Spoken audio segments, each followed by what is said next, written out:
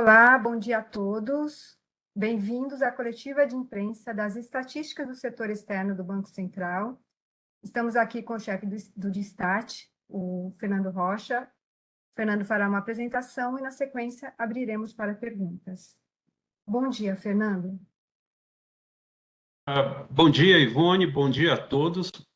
Vamos começar hoje essa coletiva apresentando os resultados do Balanço de Pagamentos do Brasil para janeiro de 2025 e, ao final, nós vamos comentar a revisão metodológica extraordinária que foi divulgada junto com a nota de imprensa de hoje, que se refere às despesas na conta de viagens internacionais dentro da conta de serviços das transações correntes, né? Então, isso eu vou dar detalhes ao final. Começando, vocês podem ir para a tabela 1, que é um resumo do balanço de pagamentos do Brasil, e lá vocês vão ver que as transações correntes do balanço de pagamentos brasileiro foram deficitárias em 8,7 bilhões de dólares em janeiro. Quando a gente compara esses 8,7 bilhões de dólares em janeiro com o déficit em transações correntes de janeiro do ano passado, de 2024, a gente vê um aumento bastante significativo do déficit. Ele era de 4,4 bilhões em janeiro de 2024 e passou para 8,7 bilhões agora em janeiro de 2025. Né? Essa tendência de aumento dos déficits correntes tem sido uma tendência que a gente tem observado desde meados do ano passado. Se vocês olharem o texto que acompanha a nota para a imprensa que está divulgado no site do Banco Central, vocês vão ver que o primeiro gráfico nesse texto é a evolução das transações correntes em 12 meses e, graficamente, acho que fica muito fácil, muito claro, né, de ver essa tendência de aumento, né, no déficit corrente. Quando a gente olha esse déficit de 8,7 bilhões de janeiro de 2025 e a gente compara com os mesmos meses de janeiro dos anos anteriores, a gente vê que esse foi o maior déficit em transações correntes para meses de janeiro desde 2020. Lá em 2020, o déficit havia sido de 10,8 bilhões. Né? Passando, então, de 4,4 para 8,7 bilhões, a gente tem uma variação de 4,2 bilhões, né? 4,25 bilhões, para ser mais preciso.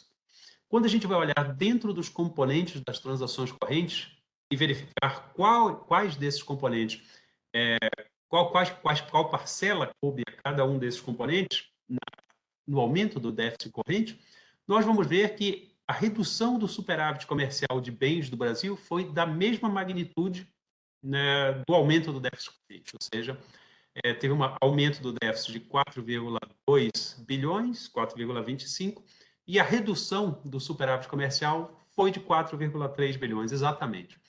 Isso ocorreu porque as variações na conta de serviços e na conta de rendas se anularam, né? Eu apresento esses números daqui a pouquinho. Então, dado que houve um aumento na conta de serviços, mas uma redução na conta de rendas, elas se anularam, a gente pode dizer que esse aumento no déficit em transações correntes foi devido à redução do superávit comercial brasileiro.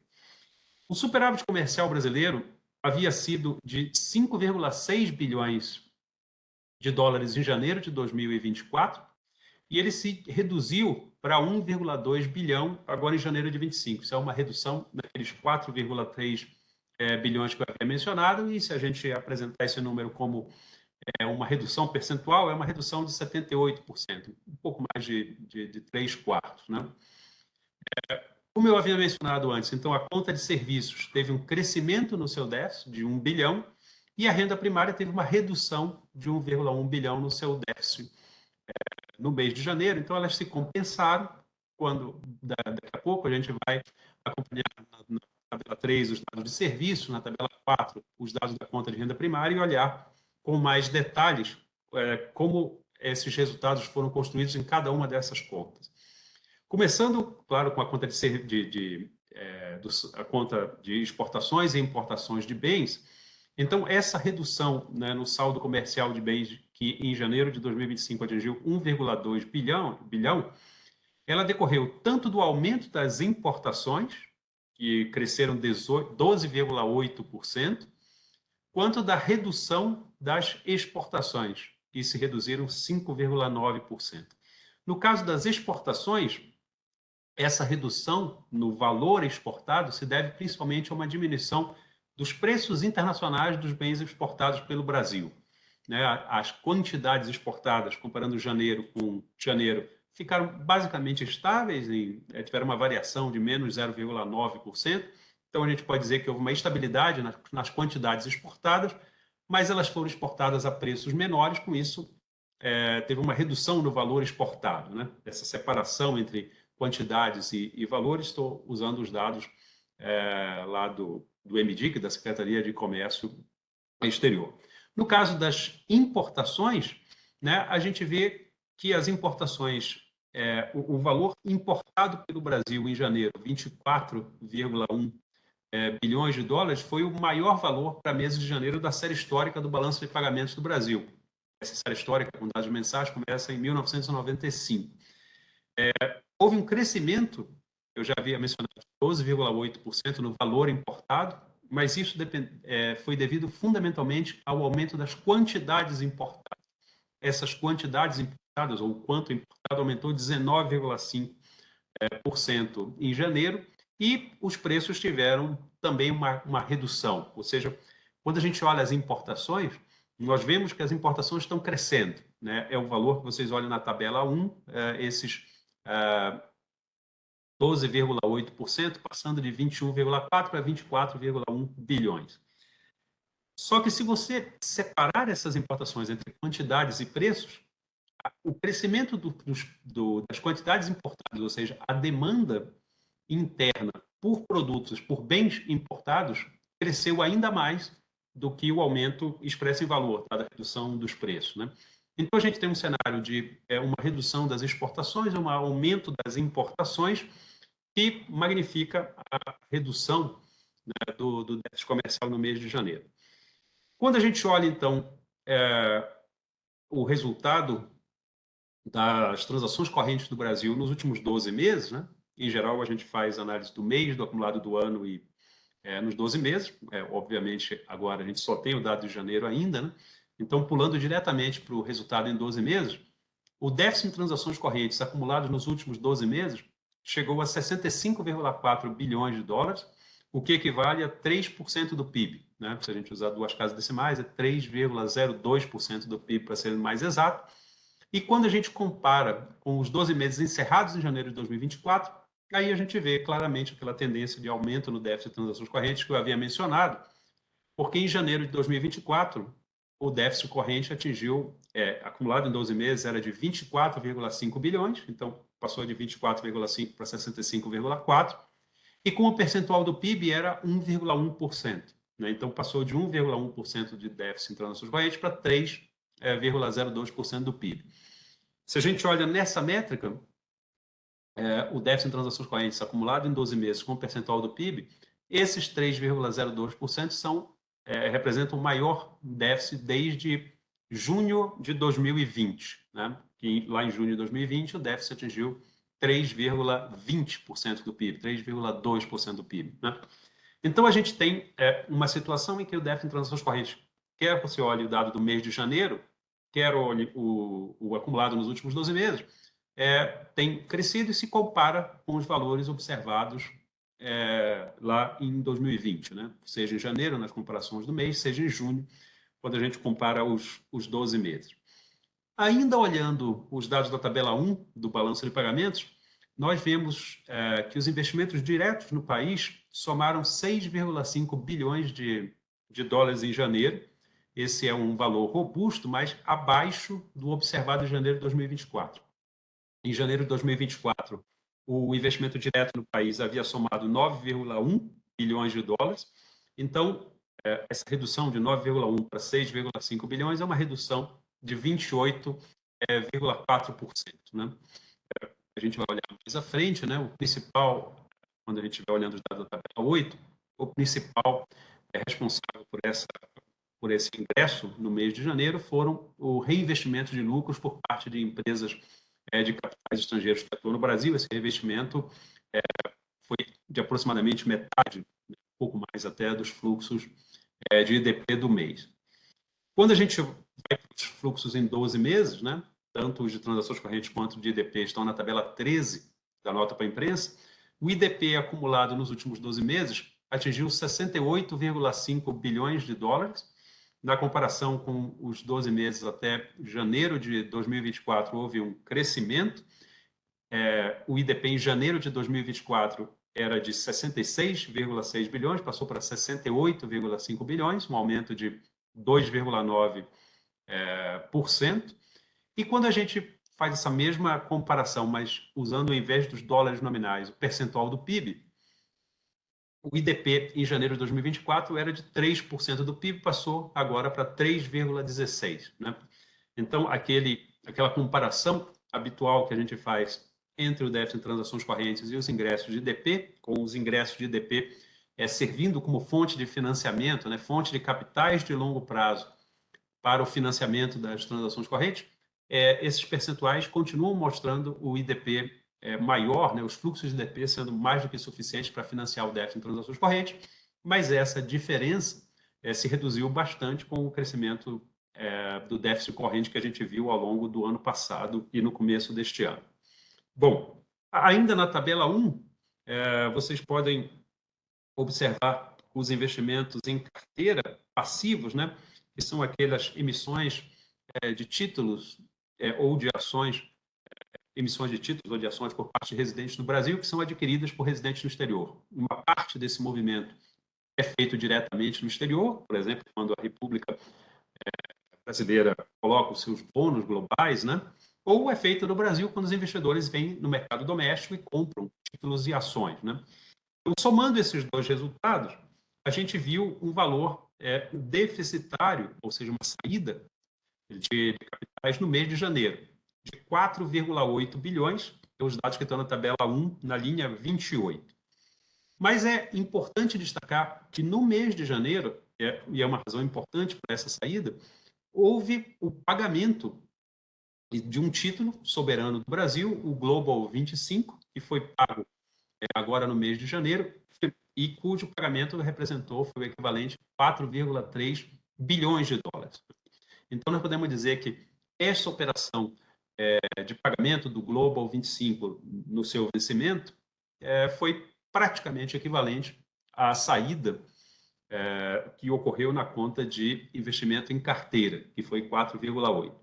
Se a gente olhar com mais detalhes e olhar apenas os investimentos em carteira no mercado doméstico, ou seja, aqueles investidores não residentes que entraram no Brasil, se dirigiram à Bolsa e compraram ações, ou então foram no mercado de títulos e compraram títulos de renda fixa, o movimento líquido entre entradas e saídas, também houve saída no mês de janeiro, mas essa saída foi bastante menor, de 0,7 bilhão de dólares. Isso foi principalmente em decorrente de saídas de investidores estrangeiros das suas posições em títulos de renda fixa, que foi uma saída de 2,4 bilhões, já que os investimentos em ações foram positivos no mês de janeiro, somando liquidamente ingressos de 1,7 bilhão. Então, nesse caso, quando a gente olha os investimentos em portfólio ou em carteira, a gente tem uma saída para o conjunto desses investimentos de 4,8 bilhões. A maior parte disso se deve ao pagamento do Global 25, 4,3 bilhões.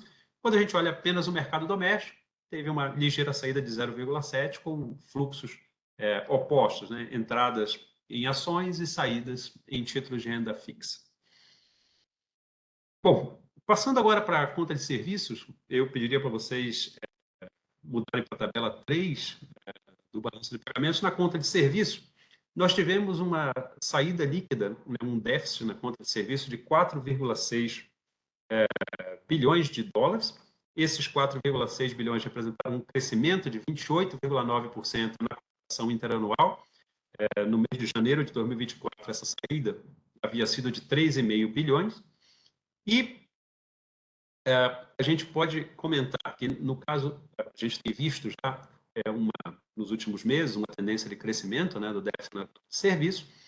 Nesse caso, no mês de janeiro, a gente tem, então, esses 4,6 bilhões de déficit no mês de janeiro. São os maiores, é o maior déficit para mês de janeiro da série histórica do Banco Central, a conta de serviços.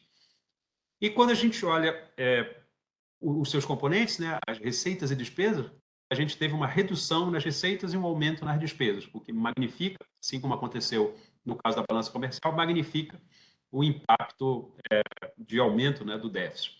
As receitas com exportação de serviços chegaram a 4,3 bilhões e se reduziram 6,1% no mês. Não obstante essa redução, elas ainda estão em valores elevados. Quando a gente compara a série dos meses de janeiro, elas são o segundo maior valor da série, apenas atrás do mês passado.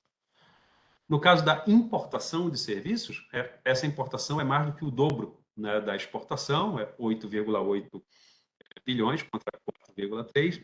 Esses 8,8 bilhões das despesas com importação de serviços no mês foram os maiores da série para meses de janeiro, né? Se a gente olhar por dentro as contas, nesse mês, duas contas contribuíram para a maior variação, né, para o maior aumento do déficit. No caso da conta de transporte, a gente teve um crescimento do déficit na conta de transporte e, no caso dos outros serviços de negócio, uma redução no superávit. Então, essa variação, aumento no déficit, redução de superávit, ambas contribuem para o aumento do déficit na conta como um todo e são as principais variações ocorridas no mês de janeiro. Começando pela conta de transportes, né, o déficit nessa conta cresceu mais de 50% no mês de janeiro, na comparação interanual, e chegou a 1,4 bilhão. Esse déficit na conta de transportes é devido principalmente à conta de fretes, que a gente tem um aumento nas quantidades, nas quantidades transportadas, né, principalmente a gente viu o aumento das importações de bens, e esse aumento nas quantidades importadas também implica um maior gasto com fretes. E também houve um aumento nos preços, né, internacionais, dos containers e dos fretes, que também impactaram a conta, né? Se a gente olhar as despesas, então, da conta de transportes, elas são as maiores também para o mês de janeiro da série, chegando a 2 bilhões de dólares de gastos no mês. No caso dos outros serviços de negócio, houve uma redução, né, essa conta havia registrado um superávit de 1 bilhão de dólares em janeiro de 2024, se reduziu para algo como 0,6 bilhão, e entre os seus componentes, essa foi uma redução bastante disseminada, a gente não tem nenhum item específico para destacar. A gente podia mencionar também aumento no déficit na conta de telecomunicações, computação e informações, né, um aumento de 22% no déficit, principalmente também por conta do crescimento nas despesas. Também teve um aumento menor no déficit, mas também teve aumento na conta de serviços de propriedade intelectual, aumento no déficit na conta de aluguel de equipamentos. O déficit de viagens, como a gente tem uma nova composição da conta, eu vou falar mais dele quando a gente chegar na parte da revisão. E tem um outro aspecto mais específico para comentar com vocês no sentido contrário, né? Ou seja, a gente está falando até agora só de aumento no déficit na conta de serviço. A gente tem uma rubrica que teve uma redução no déficit e essa redução é por um fator bastante específico. Se vocês olharem na linha 37, a rubrica de serviços culturais, pessoais e recreativos, ela teve em janeiro do ano passado um déficit de quase 400 milhões de dólares. Ele se reduziu para 132 milhões, ou seja, ele se reduziu 2/3, 66,7%. Mas aqui, se você olhar, essa redução se concentrou na despesa, que reduziu 60,7%. O que aconteceu aqui? Desde o ano passado, a gente vem comentando isso, né? Desde 2023, a gente tem um fato natureza novo, específico para jogos e apostas, que permitiu desagregar as operações de jogos e apostas, que incluem as operações das bets, dentro do balanço de pagamentos. Essas operações elas têm tanto a parte, digamos, do pagamento e recebimento. Cada apostador fez a aposta junto à casa de apostas, alguns deles ganharam e receberam um prêmio, né? Então, a gente tem, digamos, um fluxo, quando essa bet é sediada no exterior, a gente tem um fluxo de saída, que são o conjunto, né, das apostas indo para o exterior, e um conjunto de entradas, que são os pagamentos para aqueles caras que venceram. E eles não são da mesma magnitude, a diferença entre eles é um serviço, ou seja, uma FII, uma tarifa, alguma coisa, uma taxa que é cobrada pela bet para organizar os jogos e, claro, tirar também seu lucro. Essa parte do serviço cobrado pela BET, ela está dentro da conta de serviços, dentro das despesas com serviços culturais, pessoais e recreativos. A diferença que aconteceu, então a gente viu no ano passado esses valores crescendo, né, ficando mais significativo.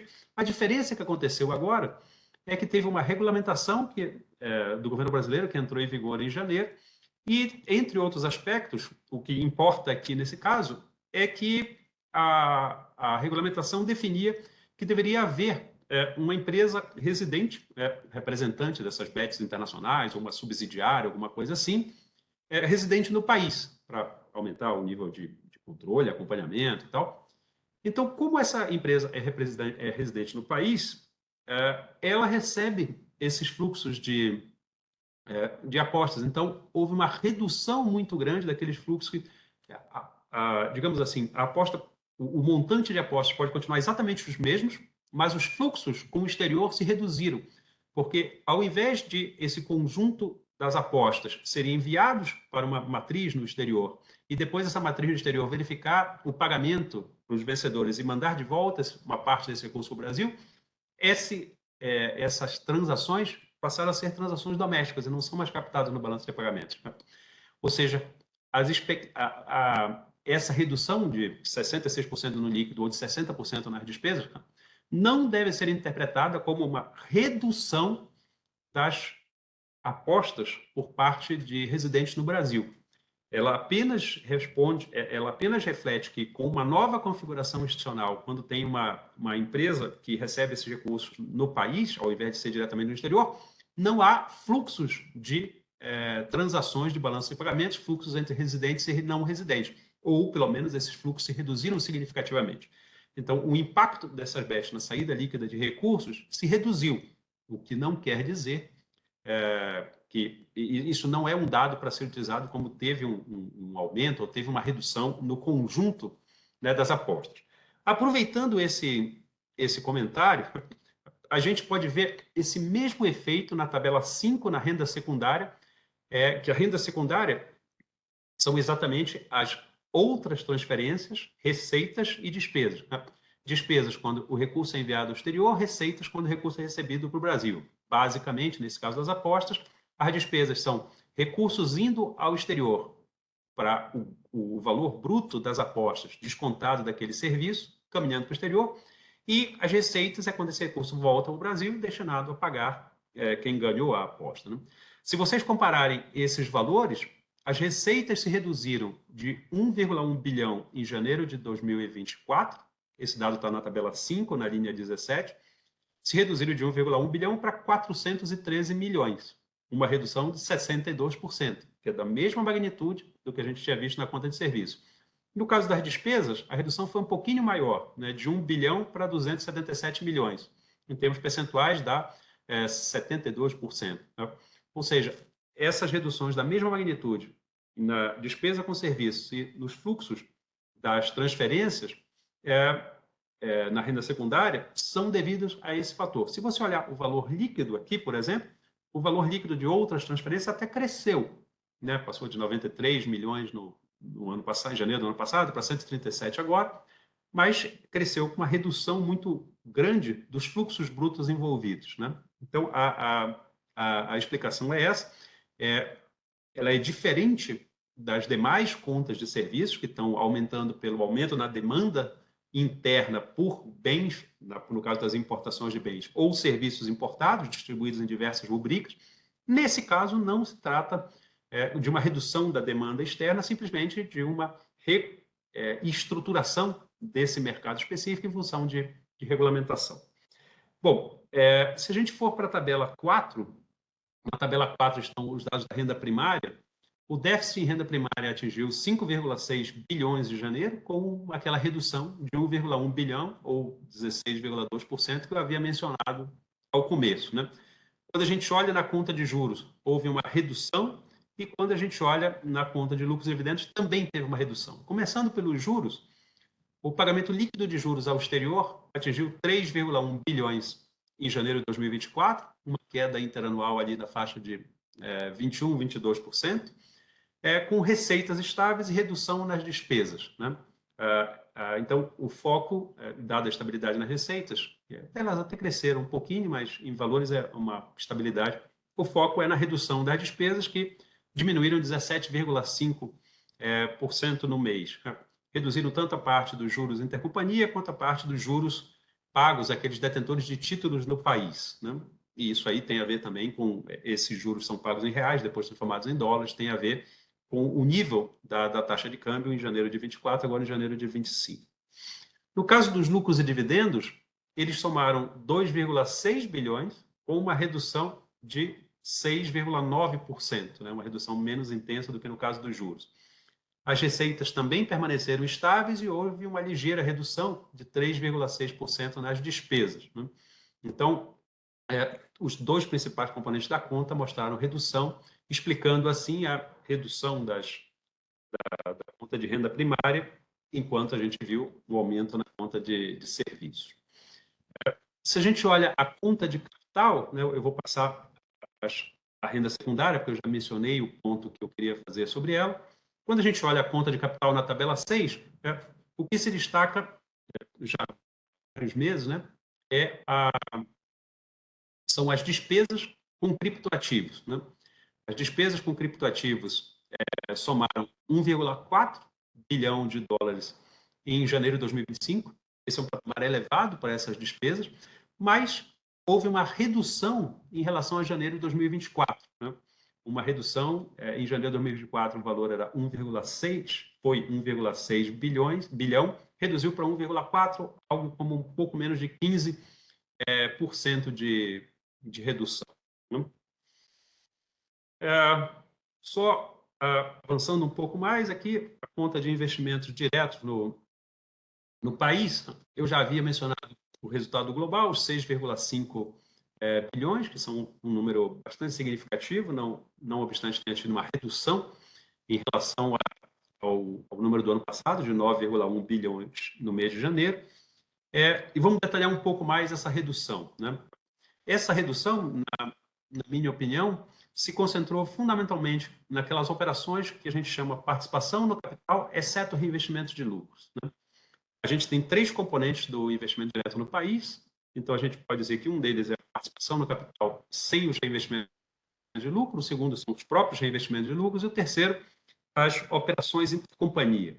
Então, a participação no capital, exceto o reinvestimento de lucros, nós podemos dizer que são os novos investimentos realizados no país pela matriz, né, diretamente no mês em curso. Isso pode ser tanto a matriz mandando recursos para a sua subsidiária, quanto pode ser criando uma matriz, criando uma nova empresa no Brasil. As duas coisas estão incluídas nesse montante. Houve uma redução de 3,1 bilhões para 1,3 bilhão de janeiro de 24 para janeiro de 25. E eu queria aproveitar esse número para dizer que a gente publica um dado muito interessante, que é a divisão das operações de investimento direto por faixas de valores, né? Esse dado está na tabela 14. Então, esses ingressos brutos em participação no capital, exclusive os lucros reinvestidos, a gente divide por faixa de valores e se pode observar que a grande diferença entre janeiro de 24 e janeiro de 25 é que em janeiro de 25 nós tivemos basicamente operações, posso chamar assim, pequenas, né? Operações de aumentos de participação estrangeira no país pequenas, e em cada operação individual de valores de até 100 milhões de dólares. Quanto que no ano passado, em janeiro do ano passado, praticamente a gente teve ali 2/3, mais ou menos, das operações, nas operações maiores, acima de 100 milhões, né? Se a gente somar as linhas 14 e 15 dessas operações acima de 100 milhões no ano passado, a gente teve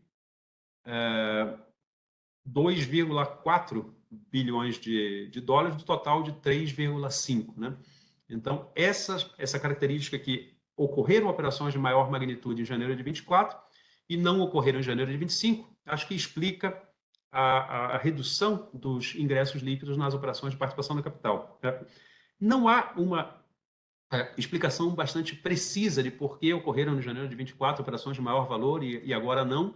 Essas operações digamos assim, as de menor valor são operações mais corriqueiras, as operações de maior valor tendem a ser uma quantidade menor de operações com um planejamento maior. Então, elas podem se concentrar num determinado mês, mas não há uma explicação porque não aconteceu em janeiro, pode ser processos adiados para fevereiro ou investimentos que não concluíram a sua etapa de planejamento ou de operacionalização. E assim, não há uma explicação muito específica, tópica, para o caso de um mês em particular, né? No caso do reinvestimento de lucros, como eu já havia mencionado, um pouco mais da metade dos fluxos totais se deveram a reinvestimento de lucros. É importante dizer que esses reinvestimentos de lucros também são operações em que a empresa multinacional, a empresa não residente, aporta recursos para sua subsidiária. A diferença é que, ao invés da multinacional destacar recursos externos e acrescentá-los aqui, ela gera como fonte desses recursos, desses novos investimentos, a própria rentabilidade que a sua empresa subsidiária aqui no Brasil gerou. Então, com os lucros gerados no exercício anterior, seja o trimestre, seja o ano e tudo, houve a decisão de que uma parte desses recursos, ao invés de retornarem para a matriz, sob a forma de dividendos, seriam reinvestidos no capital da empresa brasileira. Ou seja, nos dois casos, há um aumento do capital da empresa residente, um aumento da sua capacidade de investimentos, faturamentos, venda do que quer que seja, uma com recursos externos adicionais, outros com recursos que deveriam ir para a matriz, que poderiam ir para a matriz e são reinvestidos no capital da empresa. Por fim, o último componente são as operações intercompanhia, que também tiveram ingressos líquidos positivos no mês de janeiro, na faixa de 1,8 bilhão. Com isso, eu concluo os principais resultados do balanço de pagamentos que eu tinha preparado para trazer para vocês hoje e passo para a discussão da revisão metodológica de viagens internacionais. Então, aqui aconteceu o seguinte: uma revisão metodológica, que a gente chama de revisão metodológica extraordinária, né? Cada um dos termos tem um sentido preciso aqui. Revisão metodológica é uma revisão metodologia de compilação, nesse caso, a gente mudou a forma como a gente faz a compilação da conta de viagens, e vamos detalhar isso. E o extraordinário se deve a que essa mudança foi devido à disponibilização, ou que nós conseguimos operacionalizar novas fontes de informação para gerar essa estatística, né? Então, a capacidade de acesso a novas fontes possibilitou uma mudança na metodologia, e essas duas coisas estão descritas nesse termo de revisão metodológica extraordinária.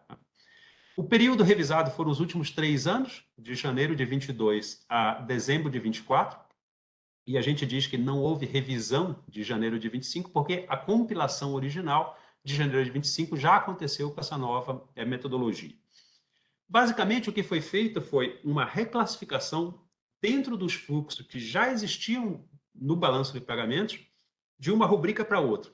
Então, nós não estamos imputando novos fluxos no balanço de pagamentos, mas nós estamos reclassificando fluxos de transações que antes eram classificados na conta de moedas e depósitos dentro dos outros investimentos na conta financeira. Eles agora são reclassificados nas viagens internacionais, dentro da conta de serviços, nas transações correntes. Mais especificamente, houve uma mudança apenas nas despesas com viagens internacionais. Essa reclassificação envolveu apenas as despesas, e essas despesas são aqueles gastos que os turistas residentes no Brasil realizam nas suas viagens ao exterior. O método anterior de compilação dos dados era o método padrão que nós temos para a maioria das contas do balanço de pagamentos, que era a utilização dos contratos de câmbio. No Brasil, esses contratos de câmbio têm uma classificação, que nós chamamos de natureza fato, ou os códigos do contrato de câmbio, e alguns desses códigos se referem especificamente a viagens internacionais. Então, nós pegávamos os contratos de câmbio de viagens internacionais, agregávamos e gerávamos o resultado, tanto as receitas quanto as despesas da conta de viagem. Isso é o padrão para a maioria das contas de serviços, financeiras, do balanço de pagamentos. Mas nos últimos anos, crescentemente, com a maior integração global da economia brasileira, a maior globalização dos fluxos financeiros, uma maior inter-relação financeira entre o país e o mundo, tanto na parte das empresas quanto no que a gente está vendo agora, principalmente nas pessoas físicas, a gente tem tido a necessidade crescente de complementar essa fonte de dados cambiais com outras fontes. Isso é o caso, por exemplo, da conta de frete dos transportes, que a gente utiliza dados econômicos de transações. É a conta de lucros reinvestidos, que eu estava acabando de mencionar. Como essa conta de lucros reinvestidos, ela não gera contratos de câmbio, os contratos de câmbio não poderiam ser uma fonte de dados. Nós temos uma pesquisa específica que gera as informações de lucros reinvestidos para o balanço de pagamentos, impactando tanto a conta de juros quanto a conta de investimento direto. Os gastos liquidados diretamente no exterior pelas empresas brasileiras, por definição, se eles são feitos diretamente no exterior, não tem ingressos ou saídas do Brasil, não geram contratos de câmbio, e a gente também tem uma pesquisa específica para gerar esses dados.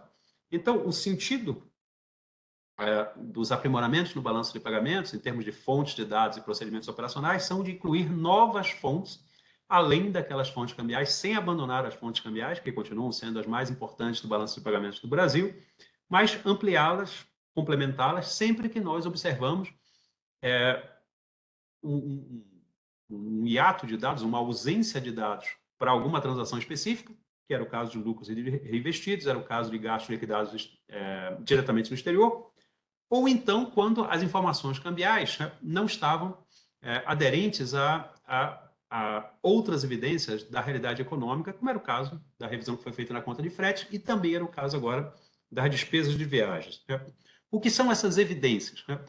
No caso da revisão metodológica de viagens, a gente tinha evidência, a pandemia foi um choque muito importante na conta de viagens internacionais. Com quarentenas e tudo, se reduziu bastante os gastos de viagens, especificamente durante o período da pandemia, mas eles retomaram gradualmente após o fim dessas restrições. Então, quando a gente olha a evolução da conta de receitas, e tem um gráfico específico para isso, que vocês podem olhar no texto que acompanha a nota para a imprensa, a gente viu uma recuperação das receitas desde 2023, superando o patamar pré-pandemia. Mas isso não aconteceu com as despesas. Houve uma recuperação das despesas depois da pandemia, mas elas, em algum momento, ficaram estáveis e não recuperaram o patamar anterior. Mas esse comportamento poderia ser que os brasileiros desistiram de viajar ao exterior ou alguma coisa, mas esse comportamento é discrepante das outras fontes de viajantes que existem no Brasil, como é o caso de dados da ANAC, de transporte aéreo, principalmente do Brasil com o exterior, e o próprio dado de controle migratório, que mostrava enquanto os dados de balanço de pagamentos ficavam mais ou menos estáveis, eles mostraram a continuidade desse crescimento.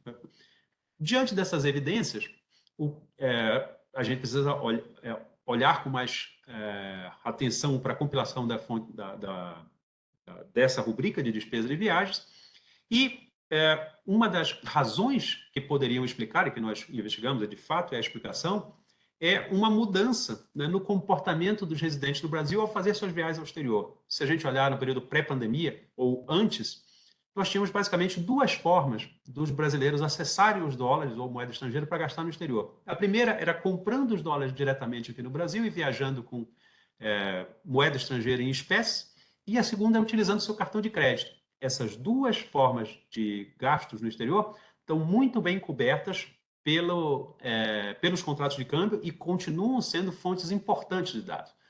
Mas, crescentemente, com a integração financeira, com o surgimento de novos produtos financeiros e também com a modernização cambial feita pelo país a partir da Lei 14.286, que é a Lei de Câmbio e Capitais Internacionais, lá de 2021, foram criando novos instrumentos. Então, brasileiros podem ter contas no exterior, algumas instituições do mercado financeiro provêm produtos e outras alternativas para esses gastos, que eles podem sacar diretamente do exterior com cartões, que na codificação cambial brasileira não estão classificados na conta de viagens, estão classificados na conta de depósitos.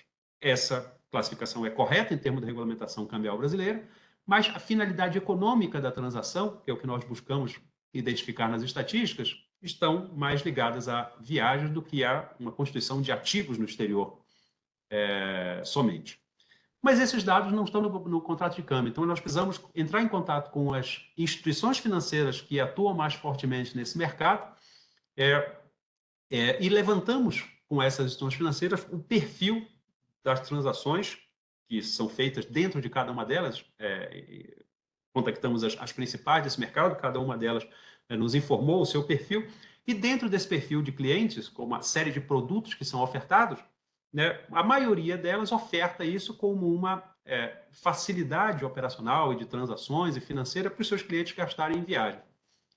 Esses dados estão todos registrados no balanço de pagamentos, geram contratos de câmbio, mas a partir da informação de cada uma dessas empresas, nós agregamos os contratos de cada uma delas e, a partir dos percentuais da destinação que os seus clientes utilizavam, a gente reclassificou qual percentual daquelas operações que estavam sendo classificadas nas contas de depósito eram, de fato, em termos da finalidade econômica da transação, destinados a financiar os gastos do turista brasileiro com viagem no exterior. E reclassificamos. Né? Então, essa reclassificação gerou os seguintes impactos. Os impactos são simétricos. Uma diminuição na constituição de depósitos no exterior e um aumento nas despesas de viagem. De 1,3 bilhão em 2022, 3,4 bilhões em 2023 e 4,8 bilhões em 2024. Isso é um sinal mais ou menos esperado, é o que a gente esperava, que esses gastos fossem crescentes, essa reclassificação fosse crescente ao longo do tempo, na medida que está havendo um maior uso, uma maior disponibilidade desses produtos e maior aceitação deles pelos clientes. Né? Então, como a conta de depósitos está dentro da conta financeira do balanço de pagamentos e a conta de viagem nas transações correntes, com essa reclassificação, houve uma redução na saída líquida na conta financeira e um aumento nas saídas líquidas nas transações correntes, o que fez com que os resultados, os déficits em transações correntes aumentassem nesses mesmos valores, 1,3 bilhão em 22, 3,4 bilhões em 23, 4,8 bilhões em 24. Esse foi o aumento no déficit corrente com as transações que nós divulgamos hoje. Né? E quando a gente olha, então, voltando como última informação para a tabela 3, os dados dos viagens internacionais, a gente vê, por exemplo, já com os dados com a nova metodologia, que as despesas com viagens internacionais cresceram no mês de janeiro de 25 contra janeiro de 24, cresceram 7,1% e chegaram a 1,8 bilhão. Né? Então, você imagina que essa conta agora passa a ter um novo perfil na medida que a gente vai captar adequadamente em fins econômicos, né, o conjunto dessas transaçõões dos turistas brasileiros com o exterior. Bom, com isso eu encerro a apresentação que eu tinha preparado para vocês e passo a palavra para a Ivone para ela organizar aí a sessão de perguntas que vocês possam ter. Muito obrigado. Muito obrigada, Fernando. Vamos abrir agora para perguntas. Quem tiver alguma pergunta, eu peço, por gentileza, que habilite aqui a mãozinha. Eu vou abrir o microfone e vai aparecer um pop-up para você aí na sua página, na sua plataforma. É só você dar um OK e, então, fazer a pergunta. Não tendo mais pergunta, eu peço, por gentileza, que desabilite a mãozinha. Eu vou passar aqui para o Cícero. É importante que vocês também se identifiquem com o nome e veículo, tá bom? Voltando. Cícero? Cícero, bom dia.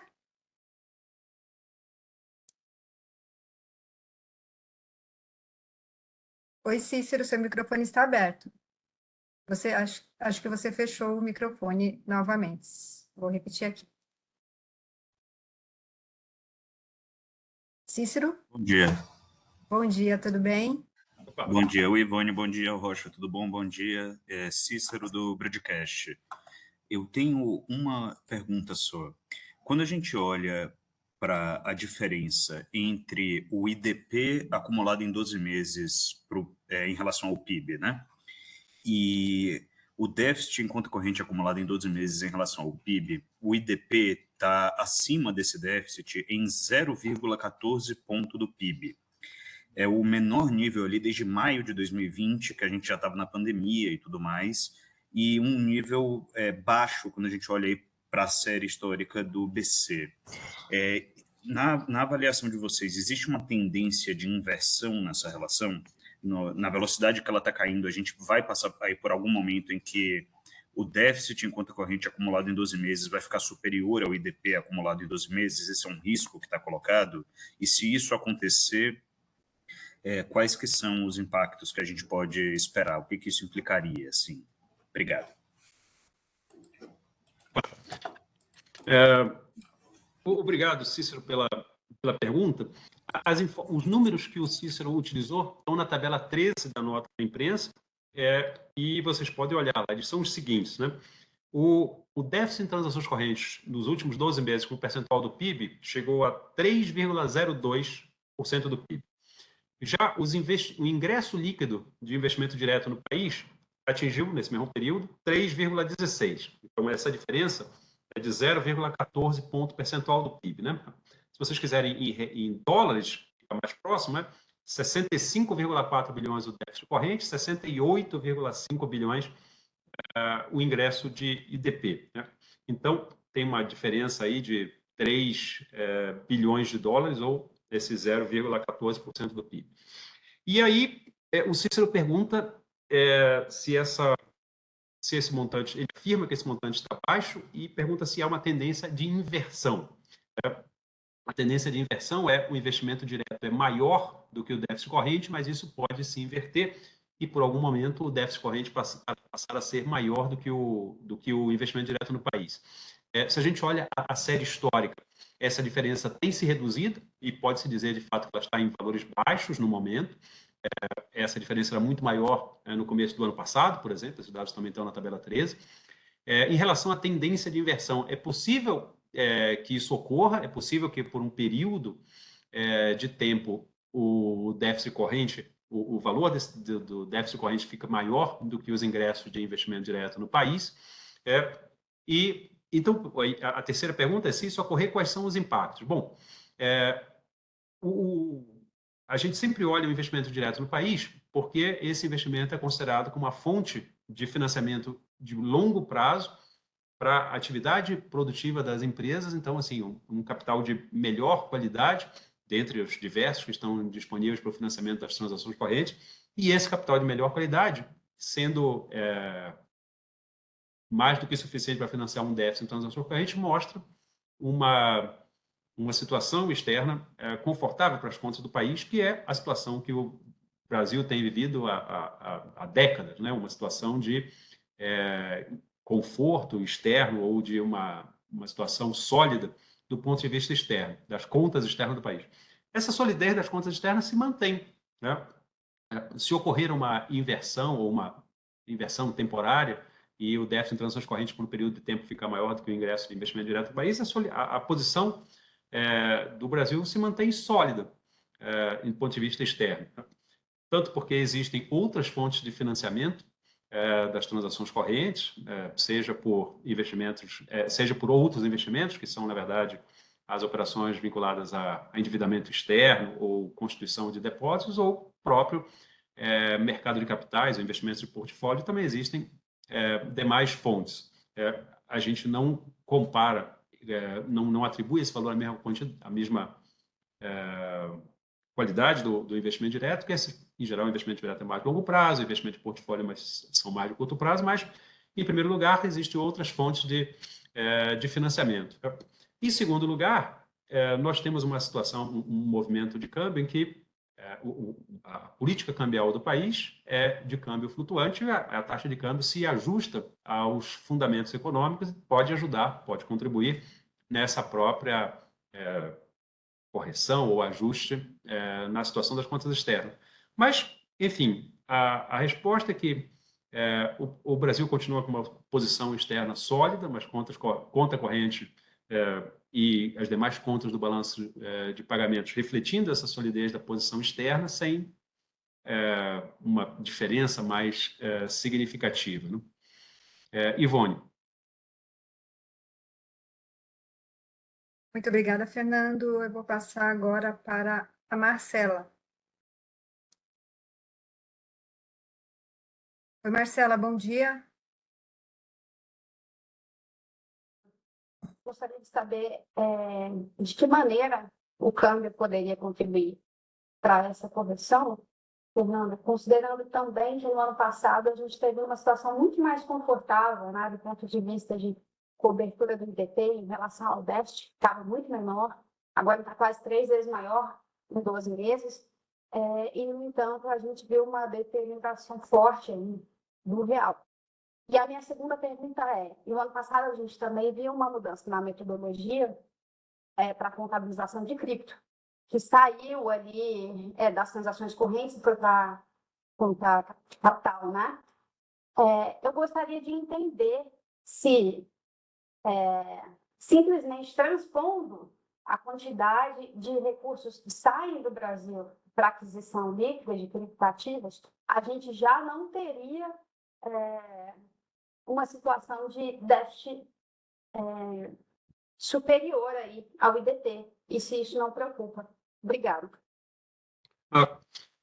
De nada, Marcelo, obrigado pelas suas perguntas. Começando pela última, se você fizer isso, você vai chegar a algum número, mas esse número está errado, né? Ou seja, se você pegar qualquer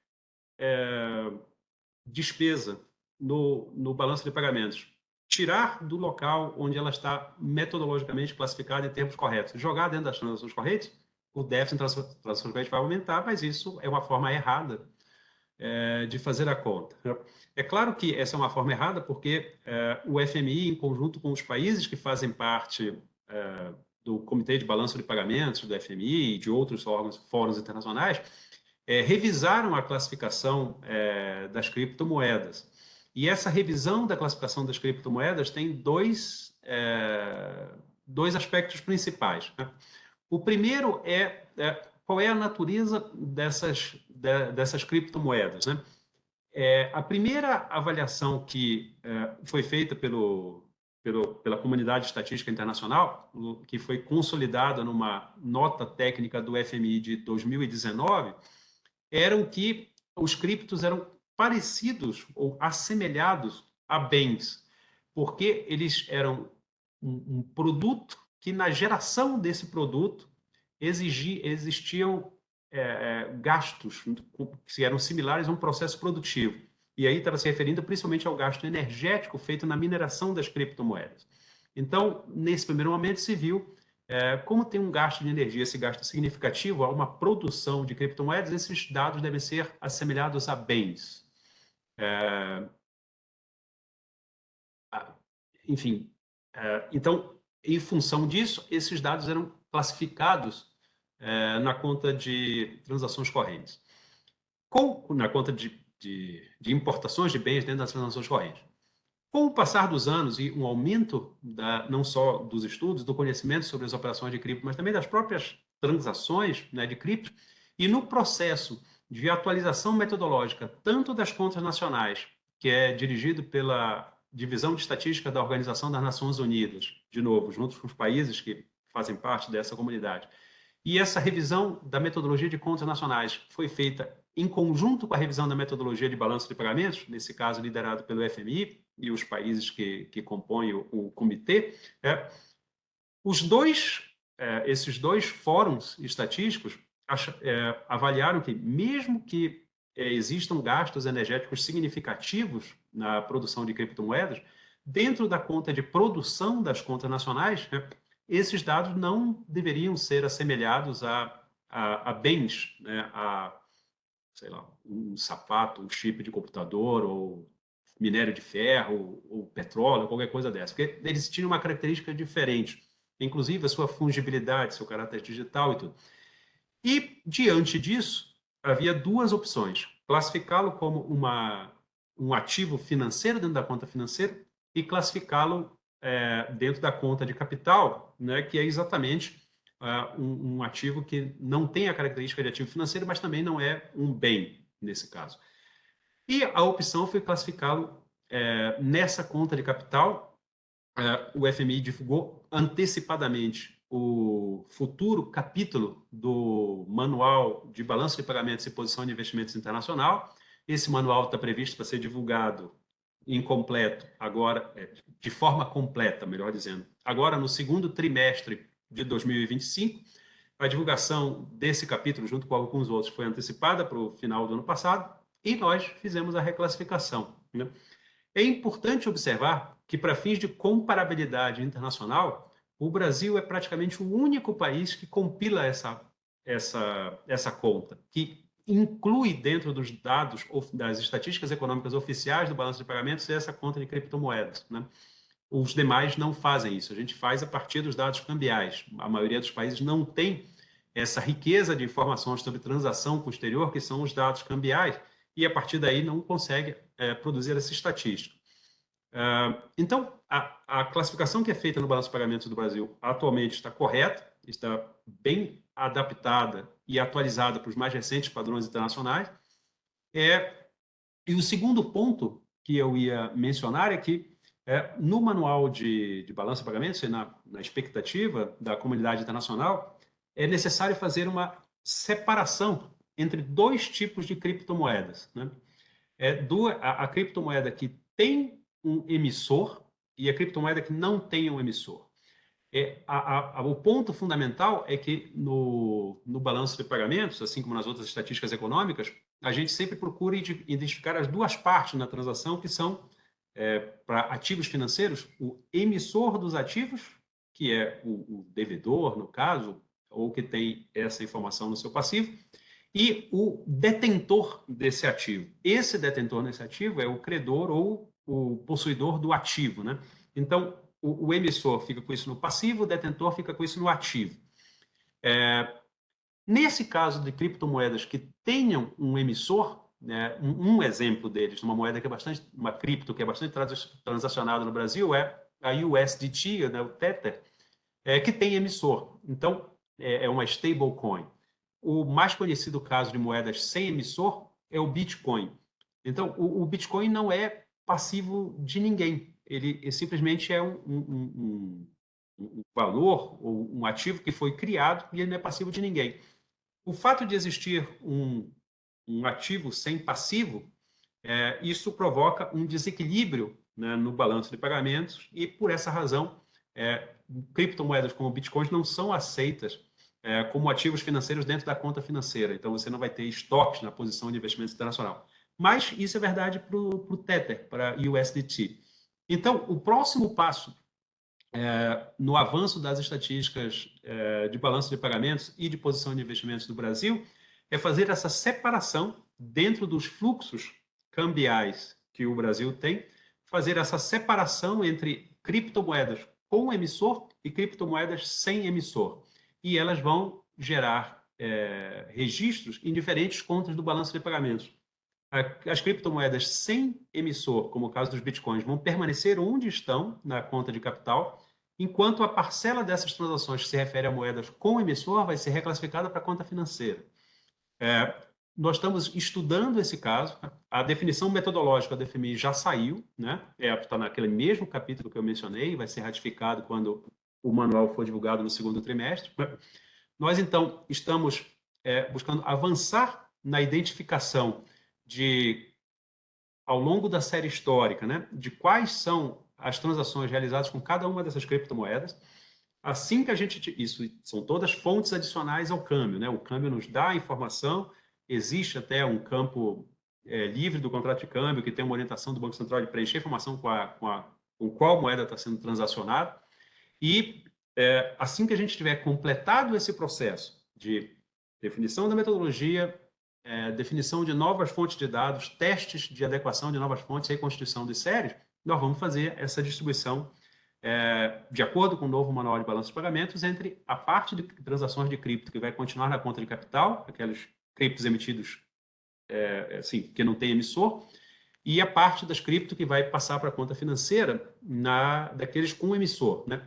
Isso vai ser comunicado com antecedência para vocês e nós vamos manter para fim de, assim, fora do balanço de pagamentos, mas nós vamos manter para fim de acompanhamento de vocês a mesma série que nós estamos divulgando hoje, né? Essa mesma série que põe junto as cripto com e sem emissor, ela vai continuar, porque a gente entende que tem uma demanda legítima da parte dos usuários por essa série.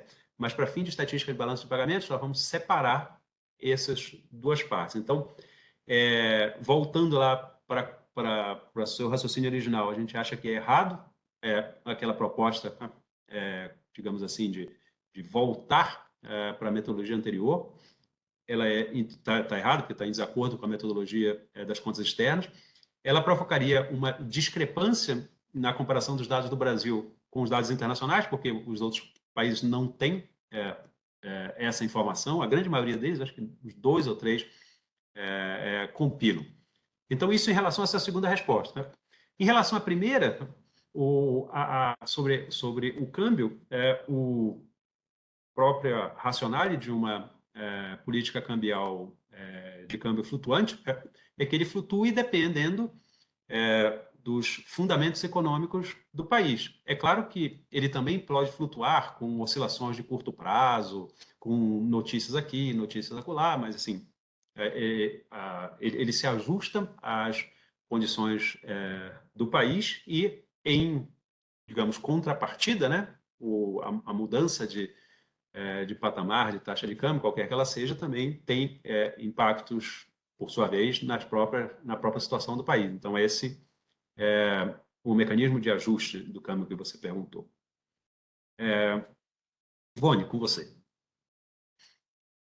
Obrigada, Fernando. Parece que a Marcela ainda tem dúvida, vou passar para ela novamente.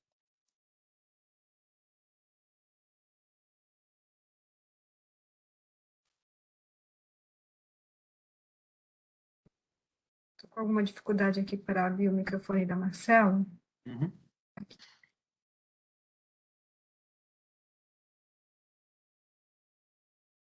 Acho que deu certo. Você me ouve, gente? Está me ouvindo, Marcela?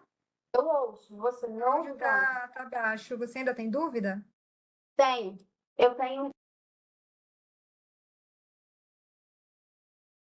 Fechou novamente o microfone da Marcela. Uhum. Pronto, abriu. Pessoal, Que abrir aberto seu microfone.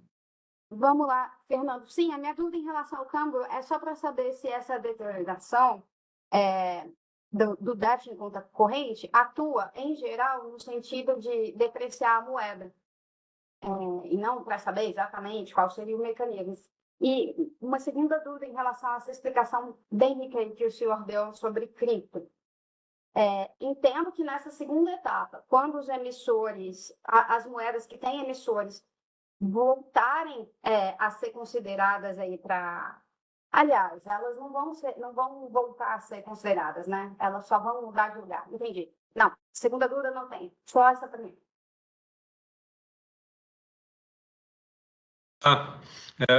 Legal.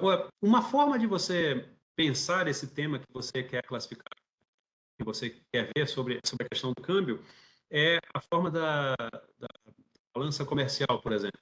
Então, uma balança comercial que tem uma redução no seu saldo, isso vai gerar tudo mais constante, um menor ingresso líquido de dólares no país, né? Se o saldo comercial, vamos manter constante os ingressos na conta financeira, por exemplo, se o saldo comercial for maior, isso, em geral, tende a significar um maior ingresso cambial no país, contribuindo para a apreciação da moeda. Se esse ingresso for menor, vai no sentido oposto, né? Tem um menor ingresso cambial, vamos supor, para uma quantidade constante, né, de demanda por saídas, e essa escassez relativa gera uma maior depreciação na moeda.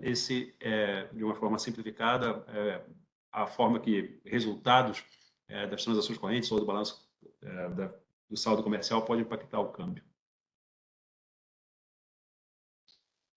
Obrigada, Fernanda. Eu vou voltar aqui para o Cícero, que ainda parece estar com alguma dúvida. Pois não. Oi, Cícero, me ouve? Oi, eu estou ouvindo. Vocês me ouvem? Estou ouvindo. Sim. Ótimo. Então, só queria confirmar, então, quando a gente fala tudo mais constante, claro, dessa possível inversão entre IDP e o déficit em transações correntes, a gente está falando tudo mais constante em uma pressão para cima na taxa de câmbio, né? Uma pressão para valorização do dólar. Seria isso?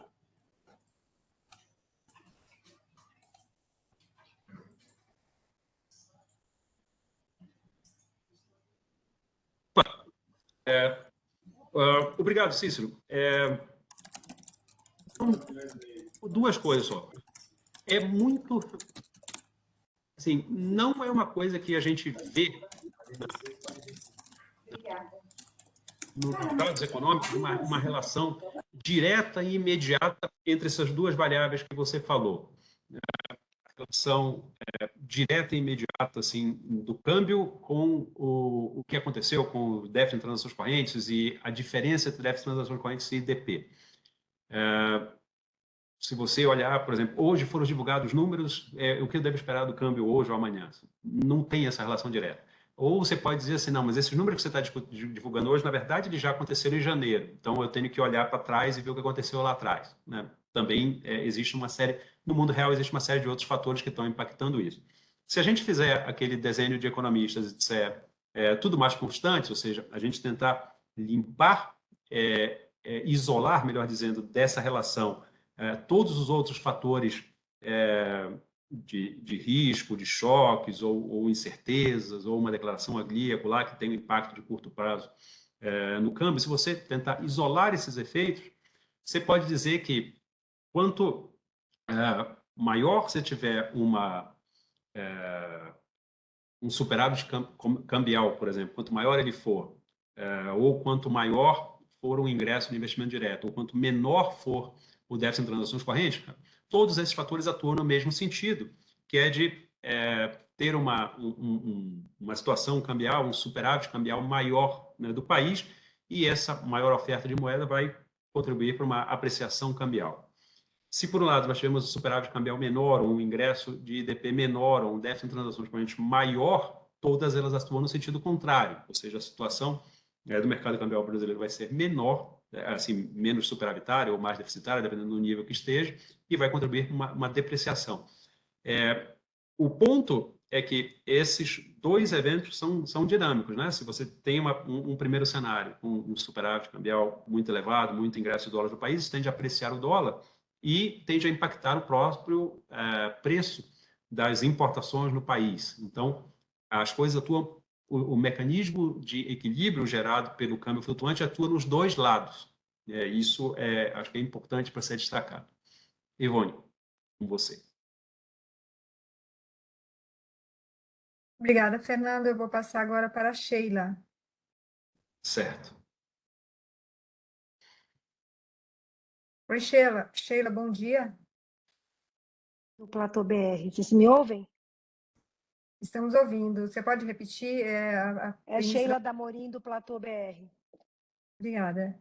Fernando, eu tenho, na verdade, 3 questões, mas 2 são técnicas. Uma é o seguinte: nessa sua análise, a gente vê o déficit em si piora, nós temos uma balança comercial, uma conta de serviços pior, uma balança comercial pior, ou seja, uma piora no déficit, com uma piora na qualidade dos recursos que vêm pela conta de capital para financiar esse déficit. Eu queria entender, porque na hora que eu peguei a sua análise como o Brasil ainda com uma posição internacional sólida, assim. Como essa deterioração nas transações correntes e na qualidade das fontes de financiamento podem ser vistas como uma posição sólida ainda, e não se deteriorando. Aí as duas segundas questões são mais técnicas. Eu queria só entender qual é o conceito que vocês têm por trás da classificação de renda primária e renda secundária, né? E o que exatamente são ativos financeiros não produzidos versus a transferência de capital, porque assim, eu estou entendendo que foi uma dissolução das transferências unilaterais, se eu não estou errado. Vocês tiraram as transferências unilaterais, porque eu não acho mais aqui com esse nome, e reclassificaram de alguma outra forma. Enfim, é só para eu conseguir entender o conceito técnico por trás dessas rubricas. Perfeito. Dá só um minutinho aqui para eu abrir um arquivo.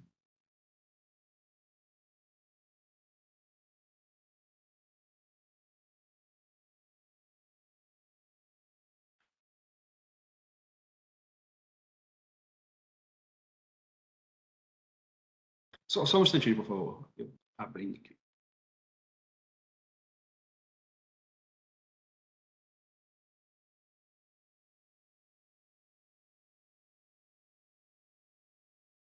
Vamos lá.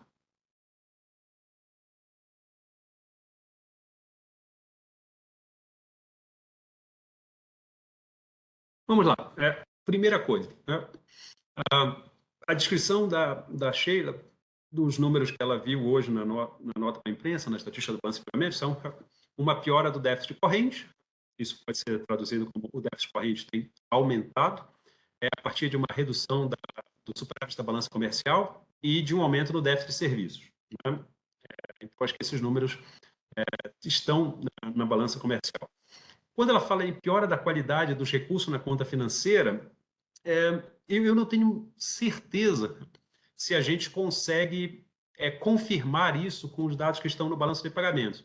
Se você olhar o IDP, nessa comparação que a gente fez, a mesma para a balança comercial, desculpe, na balança de transações correntes, o IDP fechou nos últimos 12 meses com 68 bilhões de dólares e tinha sido 66 nos 12 meses encerrados de janeiro de 2024. Então, eu acho que não há essa confirmação nos dados da piora da qualidade dos recursos na conta financeira. Se você olhar o investimento em portfólio, teve uma saída mais alta esse mês de janeiro, que é o que a gente está reportando hoje, principalmente por causa de um vencimento de um Global 25. Esse Global 25 deve ter sido emitido 5 ou mais anos atrás, a expectativa de vencimento dele já estava dada, e só não houve uma rolagem com a colocação de novos papéis pelo Tesouro Nacional no mesmo mês. Então, a gente pode olhar o perfil de emissões do Tesouro Nacional e verificar se já houve outras colocações no mês passado, ou se vai ter, nos meses passados, ou se vai ter uma colocação nesse mês, no próximo. Então, assim, por exemplo, se houver uma rolagem, o Tesouro colocar títulos no mês de fevereiro, no mês de março, a gente vai ter uma saída maior em janeiro, como a gente teve agora, 4,3 bilhões é devido ao vencimento do Global 25, e pode ter um ingresso mais significativo, sei lá, 2 bilhões, 3 bilhões, 4 bilhões e tal, no mês de março, né? A análise que eu acho correta intertemporalmente é você vê essa rolagem como uma continuidade, né? E mais do que olhar um mês específico. Então, acho que por aí também a gente não tem uma deterioração na conta dos investimentos no país. A saída nesse mês foi pequena, de 0,7. Nos últimos 12 meses tem uma saída maior, mas a taxa de rolagem, por exemplo, eu não cheguei a comentar na nota, mas a taxa de rolagem foi 98%, muito próximo de 100%, ou seja, uma rolagem integral dos vencimentos da dívida externa do setor privado de médio e longo prazo. Então, assim, com essa parte da piora da qualidade dos recursos na conta financeira, eu acho que não tem. Mas, de qualquer maneira, você tem, com o crescimento no déficit em transações correntes e um crescimento menor do IDP, o grau de cobertura do IDP sobre o déficit diminuiu. Talvez seja isso que você esteja se referindo. E aí a sua pergunta final é como isso se liga com uma posição sólida, né? Eu acho que o principal aspecto da solidez da posição externa do Brasil, e aí, posição externa do Brasil, em geral, quando o estatístico fala de posição, ele está se referindo aos estoques, né? Então, a posição externa do país tem tanto os ativos que o país tem contra o exterior, quanto os passivos que ele tem, né, contra o exterior. Acho que o principal elemento da sólida posição do Brasil no exterior é a qualidade do setor público brasileiro ser credor em moeda estrangeira. Isso significa que a dívida externa do setor público ela é muitas vezes menor do que a quantidade de ativos que ele tem, né? Simplificando, você pode ver os ativos externos do setor público brasileiro como as reservas internacionais. As reservas internacionais, ali, claro, você tem os dados diários, né? Mas elas fecharam o mês de janeiro com 328 bilhões de dólares, enquanto, se você olhar, esse dado está na tabela 18, se você olhar os dados da tabela 19, a dívida externa do governo geral, não só o governo central, mas do governo geral, é 77,5 bilhões, né? Toda ela de longo prazo, e uma parte razoável dela se refere a operações lá, enfim, com o FMI, são operações que têm uma menor grau de exigibilidade, mas, grosso modo, você pode comparar 328 com 77. Então, acho que isso é o que está por trás de uma posição sólida externa do país. Bom, se a gente... Então, as duas perguntas técnicas que você fez, renda primária e renda secundária. Essas são dois componentes das transações correntes. A transação corrente tem 4 componentes, né? Tem a balança comercial de bens, de serviços, a renda primária e renda secundária. A principal diferença dentre a renda primária e a renda secundária é que a renda primária ela está tratando de rendimentos de ativos ou passivos financeiros. Então, na renda primária, a gente tem os juros, a conta de juros. Você está pagando juros sobre uma dívida que você tem. Os juros são pagos sobre a dívida externa, por exemplo. Ou você está recebendo juros de um ativo externo que você tem. Ou empréstimos que empresas brasileiras fizeram, mas basicamente os ativos de reservas do país geram juros para o país. A mesma coisa em lucros e dividendos. Você tem um passivo aqui sobre a forma de investimento direto no país e as empresas que atuam no Brasil, que têm acionistas estrangeiros no seu capital, ao gerar esse lucro do ano, então uma parte desse lucro é do acionista estrangeiro. A mesma coisa com empresas brasileiras que têm ativos no exterior. Então, a renda primária ela se refere a ativos e passivos que estão na posição de investimentos do país. Esses ativos e passivos financeiros, eles geram renda, sob a forma de juros, sob a forma de lucros e dividendos, basicamente. Quando a gente trata da renda secundária, são fluxos de renda que não são gerados a partir de ativos financeiros. Então, o que tem tipicamente aqui? O que você mencionou, as transferências unilaterais. Transferências unilaterais podem continuar a ser utilizados, não é o padrão que a metodologia tem usado hoje, mas pode continuar a ser utilizados no sentido que o objetivo das transferências unilaterais é que ela não gera nenhuma contrapartida, por isso que o nome era unilateral. Quando você faz uma transferência do exterior para o Brasil na forma de investimento direto, ela gera uma contrapartida, ou seja, esse investidor ele tem um ativo no Brasil, um investimento que ele realizou, e esse investimento espera-se vai gerar lucros e tal. Quando você tem o famoso caso lá do brasileiro que saiu de Governador Valadares, foi para os Estados Unidos, e ele manda recursos para a sua família, o que em algum tempo atrás a gente chamava de manutenção de residentes, esses recursos geralmente são utilizados para o consumo imediato da família lá e não geram ativos, né? Então, ele mandou os recursos, esse recurso deixou de ser do brasileiro que está nos Estados Unidos, passou a ser da família aqui e, em termos financeiros, econômicos, não gera nenhuma continuidade nesse ativo. Mas também existem, dentro dessas transferências, existem doações, por definição, né? Multas ou pagamentos de impostos, todas essas transferências. Então, essa é a diferença entre renda primária e secundária. Na segunda, dentro da renda secundária, a gente separou em duas partes, né? Uma parte que são as transferências pessoais, que são transferências entre pessoas físicas, tem pessoas físicas dos dois lados da transação, e são pessoas físicas diferentes. Então, aquele negócio que eles chamavam antigamente de workers remittances, ou a gente meio que traduzia aqui, em vez de remessas de trabalhadores, chamavam remessa para manutenção de residentes. São esse tipo de remessa entre pessoas físicas diferentes. Se a pessoa física for a mesma pessoa física de um lado para o outro, aí a gente está dizendo que isso não é uma transferência unilateral, isso é um investimento que essa pessoa está fazendo, ela está transferindo seus ativos de um lugar para o outro. Isso está na conta de moedas e depósitos, né? Por fim, os ativos financeiros não produzidos e as transferências unilaterais. É claro que na conta de ativos financeiros não produzidos agora entraram as criptos, mas até antes disso, a coisa que a gente mais usava como exemplo de ativos financeiros os ativos não financeiros não produzidos, eram os passes de atletas, por exemplo. Esses são ativos não financeiros e eles são não produzidos, digamos assim, porque é claro que você pode dizer que o atleta teve tempo de formação e tudo, mas ele não é produzido num processo produtivo que está vinculado com a conta de produção das contas nacionais, né? Então, o passe de atleta é um ativo não financeiro e ele não foi produzido. Então, ele também é um tipo de transação diferente, que não se classifica na conta financeira. Então, ele está destacado dentro da conta de capital.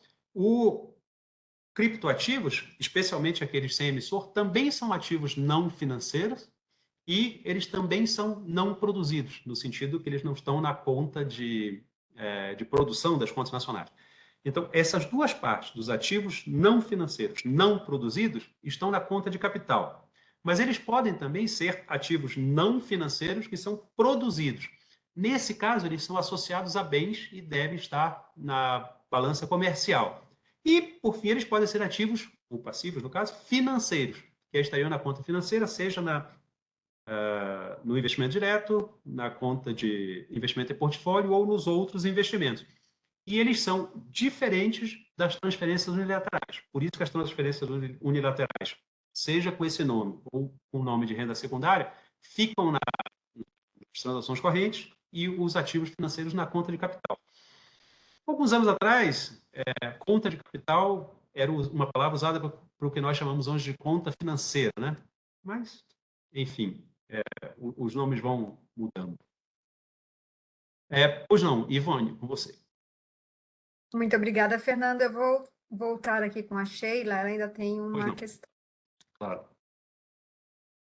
Oi, Fernando. Obrigada pelas explicações. É só para eu ver, só para tirar uma dúvida aqui se eu entendi. Na verdade, o investimento, lucros e dividendos distribuído para acionista, que vira renda, aí ele está lá classificado agora para você como renda primária, né? E lucros e dividendos reinvestido, aí ele está na conta financeira.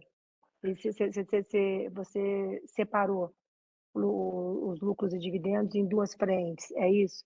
E a outra questão é o seguinte, né, essa piora, quando você falou da piora do déficit, só queria uma análise sua, porque o que acontece? A balança comercial, na virada de 2023, por exemplo, para 2024, estava com o estímulo câmbio bem mais baixo do que o estímulo câmbio que teve na virada de 2024 para 2025, onde o câmbio subiu muito e favoreceu a contratação de exportações, antecipações e tal. E mesmo assim o resultado veio ruim. Agora, com o câmbio retomando para o patamar do 5, como a gente está vendo, então você há de se esperar uma piora ainda mais da balança comercial? São essas duas coisas.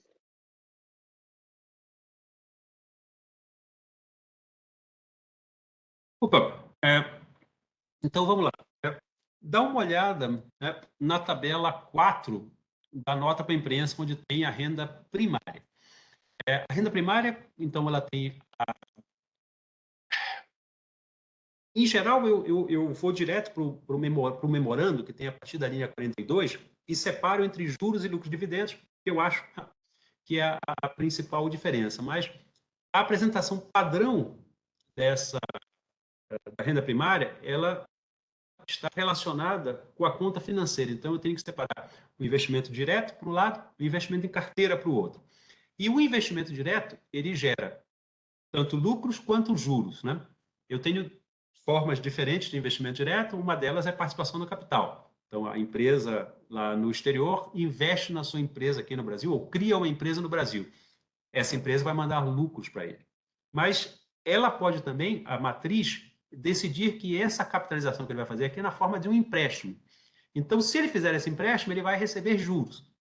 Sim, tem diferença, depende da estratégia da empresa, mas se o cara fizer um empréstimo, ele tem a expectativa de receber os juros no montante certo, independente da empresa ter lucro ou prejuízo, independente de ela ter um lucro maior ou um lucro menor. Então, ele fixou que aquela parcela do investimento dele tem uma remuneração dada pela taxa de juros.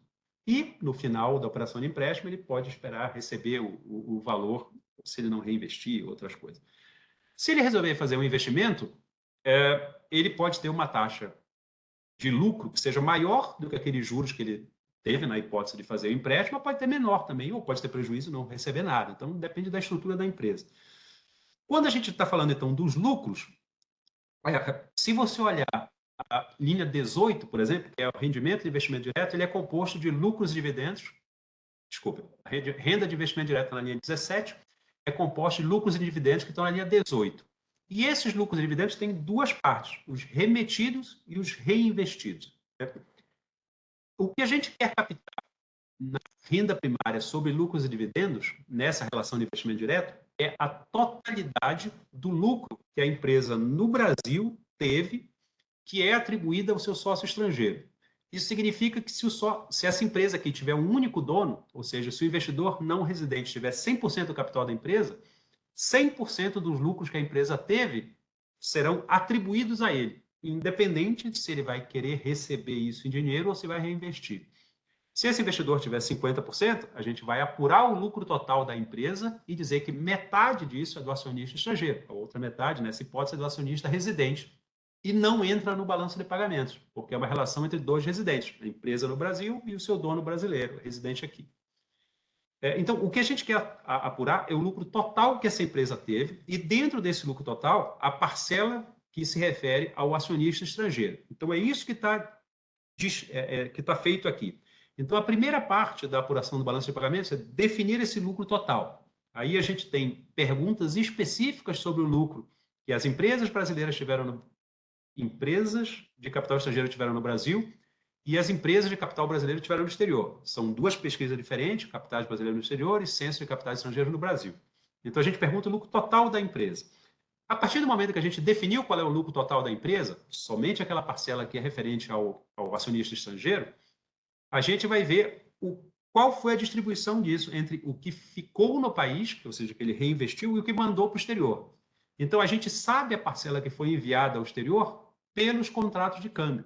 Os contratos de câmbio têm um código específico, que são de lucros, né?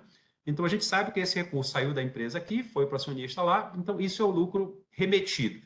Ele também pode fazer outras formas de remessa que não são pelo câmbio, a gente pega em perguntas específicas nessas mesmas pesquisas. Mas, de qualquer maneira, a gente, então, define o lucro total, depois define aquela parcela que foi remetida para ele, e aí a gente tem a diferença entre esses dois é o lucro reinvestido. Então, assim a gente define as coisas. O lucro reinvestido ele tem uma característica específica, né?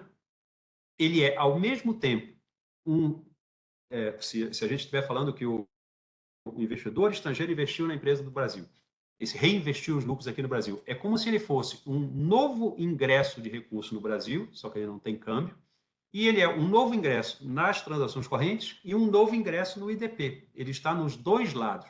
Por isso que, se a gente tiver um lucro reinvestido alto, ele é uma operação automaticamente financiada, porque esse recurso que entrou, entre aspas, porque não teve fluxo cambial, mas entrou como ingresso de lucros na conta corrente, ele também entrou como um ingresso de investimento direto. Então, ele tem o resultado nas duas contas. Isso é importante, enfim, tecnicamente, todas as transações que estão no balanço de pagamentos têm contrapartida. Então, todas as transações que são feitas na conta corrente ou na conta de capital, elas têm uma contrapartida na conta financeira. Essa conta dos lucros reinvestidos é uma coisa direta, porque eu faço os dois lançamentos com o mesmo valor. Então, ela está automaticamente financiada. É claro que, por exemplo, quando faz uma exportação, sai a exportação física, os bens, e entra o pagamento da exportação. Então, em geral, tem a exportação nas transações correntes e uma constituição de ativos externos por parte do exportador. Todas elas têm essa dupla característica que impacta as transações correntes e a conta financeira. Então, não é que o lucro reinvestido seja IDP e o lucro distribuído seja renda primária. O lucro total está na renda primária e aquela parcela que é reinvestida também está no investimento direto. Eu dei o exemplo aqui do investimento direto no país, mas é a mesma coisa para o investimento direto no exterior, só mudar o sinal. Por fim, parte da balança comercial.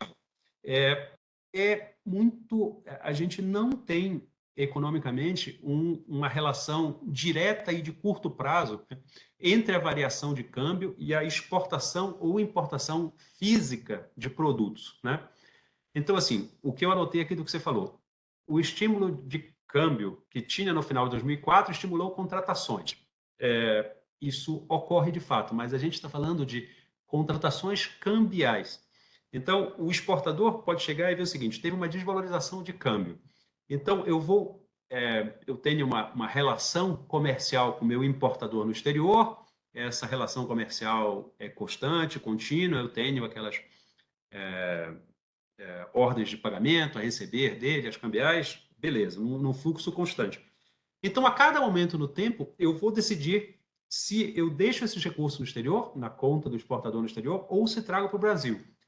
E isso não é uma decisão única. Ele pode receber do exportador direto na conta dele no exterior e imediatamente trazer para o Brasil, se o fluxo de caixa dele assim determinar, se ele achar que a taxa de câmbio à vista está num patamar adequado para ele, ou então se ele achar que, mesmo não estando tão adequado, ela está no patamar melhor hoje do que vai estar amanhã. Isso influencia que ele faça essa contratação de câmbio. Mas a gente está aqui, quando você fala em contratação de câmbio, naquele dado que está no movimento de câmbio contratado, que é divulgado no INDEC toda quarta-feira e tal, esse a gente pode captar esse efeito. Mas ele não, por si só, diz que vai ter mais exportações ou menos exportações. O exportador está fazendo uma decisão em relação ao seu fluxo de pagamentos das exportações que realizou ou que vai realizar, se ele fica em dólares, se ele fica em reais e qual o momento da conversão. Isso acontece tanto para o exportador quanto para o importador, com sinais contrários, né?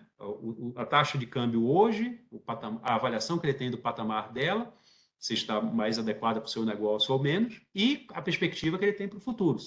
E aí tem também mecanismos de hedge, em alguma medida ele pode ser, enfim. Agora, o impacto que isso tem na balança comercial, na decisão se o exportador brasileiro vai produzir mais ou se vai priorizar o mercado externo em relação ao doméstico e tal, é essa relação que eu digo que ela não é tão direta e não dá para a gente definir a partir de o que aconteceu no ano passado versus o que aconteceu nesse mês e tal. Então, eu não tenho como te dar uma definição. A partir da taxa de câmbio que está hoje, vai acontecer isso. Eu acho que não existe essa relação diretamente assim, mas aquela relação mais tendencial que eu já havia mencionado antes. Ivone, com você. Muito obrigada, Fernando. Eu vou só verificar aqui se a Sheila ainda tem alguma dúvida. Claro. Não, ok. Obrigada, Ivone. Obrigada, Fernando, pelos Muito esclarecimentos. obrigada. De nada, as ordens. Fernando, parece que não temos mais perguntas, então podemos encerrar. Você teria mais alguma observação? Não. Apenas agradecer a todos. Eu acho que as perguntas, espero que eu tenha podido utilizar as perguntas como forma de esclarecer melhor os aspectos da compilação do balanço de pagamentos, os detalhes. Para mim é muito gratificante quando tem as perguntas assim, que a gente avança em mais aspectos que, em geral, a gente não comenta na apresentação inicial, né, porque vê que tem interesse ou mais demanda por eles. Muito obrigado. E lembrando que neste mês a gente teve apenas a coletiva para a imprensa com os dados de janeiro do setor externo, porque a gente teve um adiamento na recepção de alguns dados enviados por instituições financeiras ao Banco Central, e a gente vai ter na primeira quinzena de março a complementação daquela sequência tradicional de notas, que é os dados de janeiro das estatísticas monetárias e de crédito e os dados de janeiro das estatísticas fiscais. Então, depois do Carnaval, espero contar com todos vocês aqui de volta para a gente ter a sequência das coletivas de estatísticas de janeiro. Muito obrigado e acho que já dá para desejar feliz Carnaval para todo mundo. Tchau, tchau. Obrigada e boa tarde a todos.